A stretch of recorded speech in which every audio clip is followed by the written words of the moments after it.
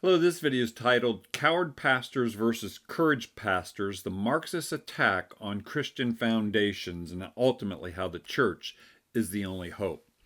Well, in this video series, we talk about the Christian Constitutional Society concept advanced by Alexander Hamilton. He said, let an association be formed to be denominated the Christian Constitutional Society.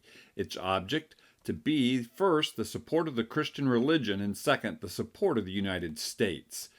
The reason he advocated for this is because Christians are best positioned to understand the concepts of the nature of man, the Declaration as fundamentally founded in the Creator and the biblical purpose of government, the Constitution that protects the rights articulated in the Declaration, and the constitutional system overall, how power is distributed, and the Bill of Rights that lists additional unalienable rights. And finally, the founders' thoughts as it pertains to faith, morality, and civil government. Well, today's institutions do not teach these fundamental truths. In a series on cultural Marxism, we go through the captured institutions of society, and none of these institutions teach the United States founding principles as originally conceived. Universities, teachers, colleges, law schools, seminaries, public schools, museums, libraries, the deep state, government agencies, political parties, hospital systems, mainstream media, social media, Hollywood music, sports, Fortune 500 companies, nonprofit foundations, mainstream churches, the Vatican, and U.S. military leadership. None of these institutions advance and teach the founding principles of the United States as originally conceived. And in fact, many cases, most of them are at war against these fundamental truths.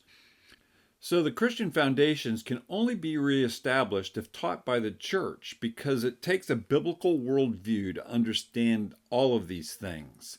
The teaching of the first landing of 1607, where a covenant was made that this nation would be used by God to spread the gospel. The pilgrims as they departed by faith in search of civil and religious liberty.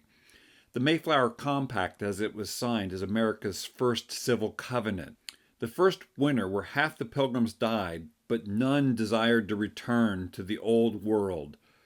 The next spring, when God providentially brought Squanto, a Christian, English-speaking Native American, into their midst. The Thanksgiving that ensued that fall. The additional migration of Puritans seeking religious freedom, including John Winthrop in his sermon that America should be like a city on a hill. The 150 years after that, where preachers of the Black Robe Regiment taught the biblical principles of civil government, and the First Great Awakening occurred in the United Colonies of America and united them more closely together. The sermon that John Adams called the morning gun of the American Revolution, preached by Jonathan Mayhew in 1750. The first continental prayer in September of 1774, where they cried out to God on behalf of the colonies. Patrick Henry's Give Me Liberty or Give Me Death speech that was saturated with biblical principles. The Battle of Lexington 1 month later in April of 1775, where citizen farmers defended themselves against British redcoats. The Mecklenburg Declaration of Independence from Charlotte, North Carolina, that was read out loud by the 27 Christian patriots in that city declaring independence from Great Britain. The Continental Congress discussing and debating and passing the Declaration of Independence, a document that articulates biblical truths that are true for all people at all times everywhere. Washington crossing the Delaware by faith in God's providences, securing a victory. The hard work and fortitude of the noble train of artillery where cannons were brought from Fort Ticonderoga to Boston. The winter at Valley Forge, where hopelessness set in and the American cause seemed to be lost, but it was offered back to prayer by Washington, his leaders, and his men. Then eventually ensued in God's providential activity through the victory at the Battle of Yorktown in a miraculous turn of events that allowed the Continental Congress to again meet and debate again in future years about the U.S. Constitution and the Bill of Rights. All of these things are founded on the idea that there is a creator. But Marxism hates the idea of God and of a creator and wants to wipe all this history out. And not just from this founding period, but from the periods that have ensued since then, as we've tried to build a more perfect union, including the Civil War, the Gettysburg Address, and the freedom fighters over the years that fought for freedom for all people. Again, Marxism wants to erase all the noble history, even as Americans struggled to make these truths universally true. Because Marxism is opposed to God and hates the Creator, it seeks to destroy these foundations by rewriting history, removal of Bible references, pushing for secularism to become the established religion. You'll see July 4th articles in newspapers that talk about the godless Constitution, that the founders were deists, that the separation of church and state hoax, the fact that this language does not appear in the U.S. Constitution, the Jefferson Bible hoax that's taught about in this series. At Thanksgiving, cultural Marxists release negative articles about the Pilgrims, or on Columbus Day, negative articles about Columbus. Marxism hates this heritage. They typically focus on two founders, Jefferson and Franklin, who were thought to be the least religious, and yet we see by their actions they believed in a sovereign God and that prayer could move God's hand to work on the colony's behalf.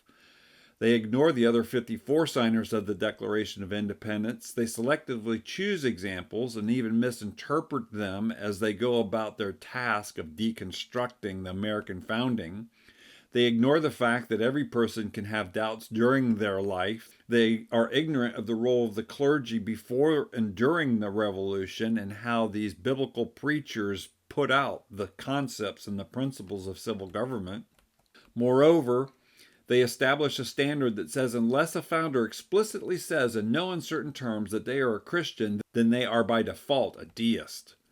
Then they push that standard out on pastors, Christian leaders, and Christians and convince them that they have to use that standard. This then creates judgmental Christian leaders applying a judgmental standard, besmirching the founders with no realization that they have been duped. The overall effect is the heritage Christians have passed on to us is squandered. Church members are convinced their faith is just a private concern. Freedom and liberty in the U.S. slips away and thereby the world. The morals of the civic sphere continue to decay. The path is set for our children and grandchildren to have less freedom and liberty and to be persecuted for their faith. Christianity is viewed as irrelevant for having anything to say in the civic sphere. But consider the reverse, if the reverse was actually advocated for. What if Christians were taught by church leadership on the Pilgrim story, the patriot preaching that occurred for over a century up to the Revolutionary period, the biblical principles of civil government and civic leadership, the biblical principles of the founding documents, God's providences in American history, that Christians should take pride and defend the biblical principles of the founding, that freedom and liberty would cease to exist in the U.S. and the world without Christian engagement, that the morals of the civic sphere will continue to decay, that Christians are called to preserve liberty for their children and grandchildren, that their faith is the most relevant thing in the world for them and for all of society. If we taught these things, we would see the return of the Creator to bless our land as we would follow after Him. We would see spiritual revival and awakening if we stave off the Marxist attack and resume the mantle of leadership that Christians are called to have in teaching these principles and truths. Pastor and Christian leaders, won't you join me and thousands of others that are laboring and contending in this cause? My name's Craig Seibert. Thanks for listening.